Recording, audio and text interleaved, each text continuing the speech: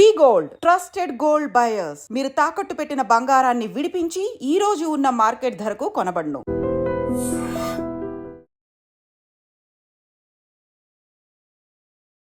నమస్తే, welcome to I dream. నేను మీ ఝాన్సీ. అయితే ఈ బంగారం ఎంత ఉన్నా కానీ మనకి ఇంకా కావాలి అనిపిస్తూ ఉంటుందండి. మరి రేట్లు చూస్తే అసలు మనం కొనగలమా? అసలు మధ్యతరగతి వ్యక్తులు బంగారం కొనే అవకాశం ఉందా ఫ్యూచర్లో అన్నంతగా రోజు రోజుకి ధరలైతే పెరిగిపోతున్నాయి, బంగారం ధరలు. మరి ఎందుకు ఇలా జరుగుతుంది? దేనివల్ల బంగారం రేట్స్ ఇంతగా ఎక్కువగా పెరుగుతున్నాయి? ఈ విషయాలను డిస్కస్ చేద్దాం. ప్రస్తుతం అంతా ఉన్నారు founder and CEO of realtor oxygen and TEDx speaker Nandi Rameshwar Rao గారు. నమస్కారం అండి. సార్, పేదవాడి కళ, పెళ్ళికైనా సరే కొంత బంగారం కొనుక్కోవాలి అనుకుంటారు. ఇప్పుడున్న రేట్లు చూస్తుంటే కొంత బంగారం కాదు కదా, మనకి ఏవైతే అత్యవసరమైన వస్తువులు ఏవైతే ఉంటాయో, తాలిబొట్టు కానివ్వండి, తాడు పెడతారంటారు. ఒక సామాన్యుడికి అసలు బంగారం కొనుక్కోవడం కలగానే మిగులుతుంది అంటారా ముందు ముందు? కొంతవరకు కరెక్టే.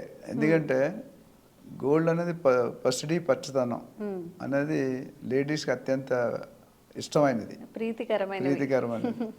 సో ఎప్పుడు కూడా మీరు టోటల్ వరల్డ్ అనాలిసిస్ చూసుకుంటే స్టాటిస్టిక్స్ ప్రకారం India is one of the highest consumption gold. మిగతా ఫారిన్ కంట్రీలో 2 గ్రాములు 3 గ్రాములు వేసుకుంటే అది వేసుకోరు వాళ్ళు. మనకి మంగళసూత్రం, నల్ల పోస్టులు, రకరకాలు వేసుకుంటారు, నెక్లెస్లు. సో మినిమం పెళ్ళికి వెళ్ళామంటే ఒక 15-20 తులాలు ఉంటేనే బయటికి వెళ్తారు.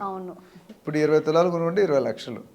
ఒకప్పుడు మా నాన్నమ్మ గారు చెప్పారు 20-30 రూపీస్ ఉండేదంట 1930s 40sలో. అది పెరుగుతూ ఈ స్టేజ్కి వచ్చింది. కరోనాలో 55-56 వేలు అంత చాలా రోజులు స్టిక్ అయింది, కొద్దిగా తగ్గింది అక్కడ. తర్వాత 65, తర్వాత 75లో చాలా రోజులు అయింది.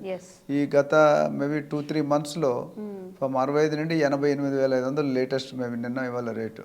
So which is two high. జనరల్గా అంతకుముందు ఎప్పుడు కూడా ఇంత హైక్ అనేది వచ్చేది, పెరిగేది తగ్గుతున్నది, కానీ ఇంత హైక్ వచ్చేది కాదు. సో ఇప్పుడు there are N number of reasons why the gold rate is going up. అదేవిధంగా 24 క్యారెట్, చాలామందికి 24 క్యారెట్లో పెట్టాలా 22 క్యారెట్లో పెట్టాలా అనేది ఒక పెద్ద సందిగ్ధం.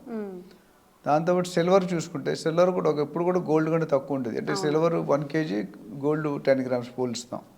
చూసుకుంటే సిల్వర్ కూడా 1,04,000 అయిపోయింది. మొన్న 1,03,000 దాకా వచ్చింది, మళ్ళీ తగ్గింది 97, 96 వచ్చింది, మళ్ళీ పెరిగింది. అయితే సిల్వర్ ఎందుకు పెరుగుతుంది అంటే సిల్వర్ కన్జంప్షన్ ఎలక్ట్రికల్ వెహికల్స్లో వాడుతున్నారు. అంతకుముందు ఈవీ వెహికల్స్ ఉండేవి కాదు. ఈవీ అంటే పొల్యూషన్ ఫ్రీ. ఇప్పుడు గవర్నమెంట్ కూడా రాయితీలు ఇస్తున్నారు, కొనుక్కుంటే ఈ ట్యాక్స్ తీసుకోం, అది తీసుకోం, ఇది తీసుకో, అంటే just to encourage the public. ఎందుకంటే పొల్యూషన్ ఇప్పుడు ఢిల్లీ తర్వాత మళ్ళీ హైదరాబాద్ క్యాపిటల్ చేయాలని చూస్తున్నారు, సెకండ్ క్యాపిటల్గా. ఢిల్లీ ఆల్రెడీ పొల్యూషన్ ఉంది, మనది కూడా బెంగళూరు ఆల్రెడీ ఫుల్ ట్రాఫిక్. ఏదైనా మంచిది ఉన్న సిటీలో ఉంటే మనదే one of the best city in the world, 4th fastest city in the world, growing. ఇండియాలో 2nd fastest సిటీ. అండ్ హైదరాబాద్కి మనం చాలాసార్లు చాలా బెనిఫిట్స్ ఉన్నాయి. హైదరాబాద్ 10 పాయింట్లు చెప్పొచ్చు. టెంపరేచర్ కానీ, కూలింగ్ కానీ, తర్వాత కాస్ట్ ఆఫ్ లివింగ్ కానీ, లాంగ్వేజ్ ప్రాబ్లం కానీ, వర్షాలు, హుడూడ్లు, బుడుమేరలు ఇవేమి మనకి జనరల్గా అప్లై కావు, మన హిల్స్లో ఉన్నాం కాబట్టి. Hyderabad is always safest place for public. ఎవరైనా కొత్త వాళ్ళు హైదరాబాద్ వస్తే they will not leave Hyderabad. వాళ్ళు పిల్లల్ని ఇక్కడ, భార్యని ఇక్కడ పెట్టి వెళ్తారు, ఉద్యోగం చేసుకుని మళ్ళీ ఇక్కడికి వచ్చేస్తారు.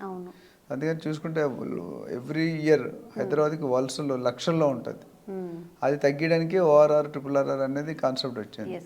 So coming back to gold, మీరు అడిగారు ఎందుకు పెరుగుతుంది, ఎందుకు తగ్గుతుంది. సో ఎక్కువగా 2-3 రీజన్స్, జియో పొలిటికల్ రీజన్స్ అంటారు. ట్రంప్ వచ్చాక గోల్డ్ మొత్తం పడిపోయింది, స్టాక్ మార్కెట్ పడిపోయింది, రియల్ ఎస్టేట్ తగ్గింది. Because Trump is big boss, అందరికీ పెద్దన్న.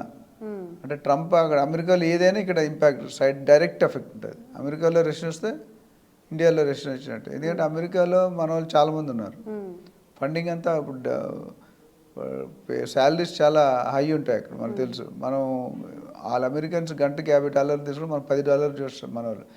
లేబర్ కాస్ట్ వాళ్ళు మన దగ్గరికి వచ్చేస్తారు. సో రెండో రీజన్ అంటే యుద్ధాలు అవుతున్నాయి, ఇజ్రాయెల్, ఇరాన్, యుక్రెయిన్, రష్యా, ఇవన్నీ. యుద్ధాలు అయినప్పుడు ఏమవుతుందంటే ఎవరు సిటిజన్స్ వెళ్ళరు, బయట వాళ్ళు టూరిజం ఉండదు, ఇండస్ట్రీ వర్కింగ్ ఉండదు, కొత్త ఇండస్ట్రీలు వెళ్ళవు. అప్పుడు ఏమవుతుంది, ఇన్కమ్ పడిపోతుంది. పడిపోయినప్పుడు ఏమవుతుంది, వాళ్ళు బతకాలి కదా. అప్పుడు ఎవ్రీ కంట్రీలో సెంట్రల్ రిజర్వ్స్ అంటే నిధులు ఉంటాయి, వెండి కానీ, బంగారం కానీ, డైమండ్ అన్నీ ఉంటాయి. అవి రిలీజ్ చేస్తారు. అంటే ఏమవుతుందంటే ఒకేసారి ఒక 1000 టన్నులు 2000 టన్నులు వచ్చాయనుకోండి, మార్కెట్లో అవైలబిలిటీ వెళ్ళిపోతుంది. రేట్ ఏంటి, డిమాండ్ ఈజ్ మోర్, సప్లై చేస్తే రేట్ పెరుగుతుంది. And supply is more demand అయితే రేట్ తగ్గుతుంది. సో ఇలాగ రిలీజ్ చేసినప్పుడు ఆ కొంతకాలం తక్కువ ఉంటుంది, తర్వాత మళ్ళీ పెరిగిపోతుంది. So that is one of the main reason.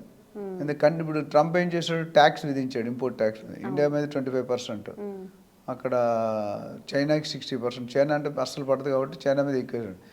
దాంతోపాటు ఏమనంటే మీరు నేను చెప్పిన వాటి వినకపోతే ఇంకా 100% కూడా చేస్తాను, అంటే 10 రూపాయలు 10 రూపాయలు కొనుక్కోవాలి. సో ఇది ట్రంప్ చేసే యాక్టివిటీస్ మీద చాలా డిపెండ్ అయి ఉంటుంది బిజినెస్. నన్ను చూసుకుంటే మోడీ గారికి కుర్చీలాగా కూర్చోబెట్టాడు, మీరు చూసారు లేదు టీవీలో. ట్రంప్ ఈజ్ పుల్లింగ్ ది కుర్చీ టు మోడీ గారు. అంటే అది పెద్ద జోకా సినిమా తెలియదు, నిజంగా చేసాడు ఆయన. అది చాలా అరుదుగా జరుగుతుంది. అంటే అంత వాల్యూ ఇస్తున్నాడు మోడీ గారికి, పైన లోన్ మొత్తం చేస్తున్నాడు. So that's different. So gold ఓవరాల్గా నాకు తెలిసి రానున్న రోజుల్లో డెఫినెట్గా ఆకాశం అంత ఎత్తు ఎదిగే అవకాశాలు చాలా పుష్కలంగా కనిపిస్తున్నాయి. ఎవరైనా డబ్బులుంటే కొనుక్కోవాలంటే దే కెన్ బై. అప్పులు చేసి కొనుక్కోమని చెప్పి but we have spare money, it's better to invest. ఎందుకంటే రియల్ ఎస్టేట్లో పెరిగినంత పెరగకపోయినా పెరుగుతుంది. స్టాక్ మార్కెట్ అనేది అంటే నేను జనరల్గా ఎక్కువ సజెస్ట్ చేయను, దాని మీద అవగాహన ఉన్న వాళ్ళైతే స్టాక్ మార్కెట్కి వెళ్ళాలి. అవగాహన లేదు, మానిటరింగ్ లేదనుకోండి చేతులు కాల్చుకుంటారు. మన ఒకసారి కొలాప్స్ అయింది, ట్రంప్ ఎలక్ట్ అవగానే కొలాప్స్ అయింది, మధ్యలో మళ్ళీ మన కూడా కొలాప్స్ అయింది. సో ఎంత రిస్క్ ఉందో అంత ప్రాఫిట్ ఉంటుంది. But are you ready to take the risk? గోల్డ్లో రియల్ ఎస్టేట్ అంత రిస్క్ ఉంటుంది, ఉన్న క్యాలిక్యులేటెడ్ రిస్క్ అంటాం. కాబట్టి ఇన్వెస్ట్మెంట్ ఈ మూడు కూడా ఇప్పుడు ఇన్వెస్ట్మెంట్. గోల్డ్ని ఎంతమంది బంగారం యూసేజ్గా చూసేవారు, ఇప్పుడు ఇన్వెస్ట్మెంట్ ఆప్షన్గా చూస్తారు. స్టాక్ మార్కెట్ పడిపోతే ఇప్పుడు రియల్ ఎస్టేట్ డల్గా ఉంది కొన్ని రోజులు, స్టాక్ మార్కెట్ పడుతుంది, మరి ఇంక నెక్స్ట్ ఆప్షన్ ఏముంది? Only gold. సో గోల్డ్లో పెట్టు. జనరల్గా ఫైనాన్షియల్ ప్లానర్స్ ఏమంటారంటే ప్రతి ఇంట్లో, మీ ఇంట్లో మా ఇంటి ఉన్నవారు కనీసం పావు కేజీ నుండి అర కేజీ నుండి కేజీ గోల్డ్ ఇంట్లో ఉండాలంట. ఎందుకంటే ఇప్పుడు ఎమర్జెన్సీ, కరోనా వచ్చింది, 20 లక్షలు కావాలి, ఎక్కడి నుండి వస్తాయి? రియల్ ఎస్టేట్ ఇమీడియట్ అమ్ముకోలేరు, స్టాక్ మార్కెట్ ఇమీడియట్ క్యాష్ వచ్చేది గోల్డ్. సో పెట్టుకుంటే ఒక ½ కేజీ గోల్డ్ పెట్టుకుంటే ఎప్పుడు కూడా మీకు నెక్స్ట్ 3 to 5 years సరిపడికి ఇన్కమ్ మనకు రెడీగా ఉండాలి. ఎప్పుడైనా ఉద్యోగం పోవచ్చు, బిజినెస్ లాస్ రావచ్చు. ఇప్పుడు ఇల్లు లేదనుకోండి రోడ్డు మీద పడతారు, ఓనర్ అయితే ఉండి టెనెంట్ కూడా ఉండలేడు. సో ఇవన్నీ చూసుకుంటే gold is going to increase, silver is also. నా ప్రొడిక్షన్ మేబీ నా లాస్ట్ టైం కూడా చెప్పాను, డెఫినెట్గా 1 lakh అయితే టచ్ అవుతుంది గోల్డ్, డౌట్ లేదు. సిల్వర్ 1,10,000, 1,15,000 దాకా వెళ్ళే అవకాశం ఉంది. కొనుక్కొని వాళ్ళు ఎవరైనా ఉంటే ఇప్పుడే కొనుక్కోవచ్చు. అయితే మనం ఇంకొకసారి మాట్లాడదాం, ఆర్నమెంట్ కొనుక్కోవాలా లేదా 24 క్యారెట్ కొనుక్కోవాలి, సపరేట్ ఒక ఎపిసోడ్ చేద్దాం, టైం తక్కువ ఉంది కాబట్టి. Thank you sir. Thank you.